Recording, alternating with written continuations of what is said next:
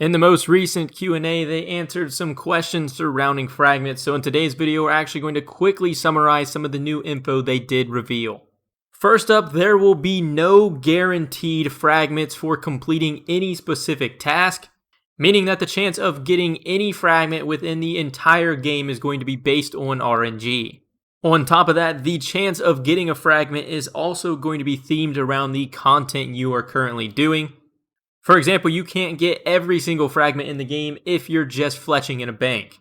And the fragment drop rate will also scale with experience, meaning the higher XP drop you get, the higher the chance of you getting a fragment is. And this also works with quests they did confirmed. Therefore, completing something like Dragon Slayer, where you're going to pick up 18,000 defense XP, you have a very solid chance of also picking up a fragment.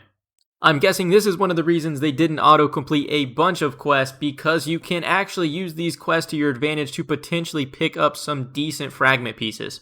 Mod Oasis also snuck in between questions that last recall is confirmed for this league. My guess is it will be an entire set effect, not just a single fragment drop. But apart from that, moving on, the combat fragments are placed in tiers. They said there are generic ones though that you can get from basically killing any monster in the game, but the better and more rare fragments can only be obtained by completing some of the hardest PVM in the game. For example, completing something like the Inferno. And now to round off the video, we're going to discuss some things that could probably play a pretty big role in terms of theory crafting going forward. First up, they expect this league to play at a similar pace to the previous two. And then Mod Flippy goes on to confirm that a majority of tasks for the new Shattered Relics League are actually copy and pasted straight from the Trailblazer and Twisted League task sets. And now finally, to end off the stream, they answered a question confirming that everyone starts with the same 3 skills, and this was our expectation. I did just want to add this in case some people happen to miss that fact.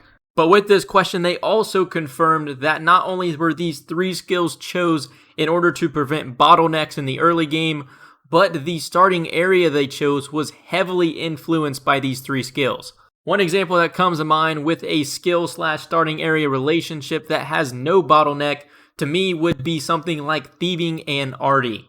Arty is basically a thieving hub within the game, and Thieving is a potential skill that basically has no bottleneck. But finally, to end off the video, Flippy does drop a little teaser at the end. He goes on to say that they haven't released any information about this yet, and honestly, we don't even know if they will prior to release. But there is another decision we have to make at the very start of the league. And this might not sound like much of a teaser, but this could honestly be incredibly big. We could potentially get a free automatic unlock for a 4th skill from a list that they give us, or something like a free fragment drop to get our league started, or maybe even like the auto completion of a quest from a list that they give us. Unfortunately, that's all we have to work off right now, and hopefully they do give us a little bit more information prior to release. They do plan on keeping us in the dark for the most part because they want this thing to be heavily influenced by choice and not by a pre-planned meta. So I guess we'll just have to wait and see in the coming weeks what other info we do get. But with that, that was all the new information they did cover in the most recent Q&A. If you guys did enjoy this video, make sure to drop a like. And if you're around here often and you're not already, hit that subscribe button, and I'll catch you guys in a future video.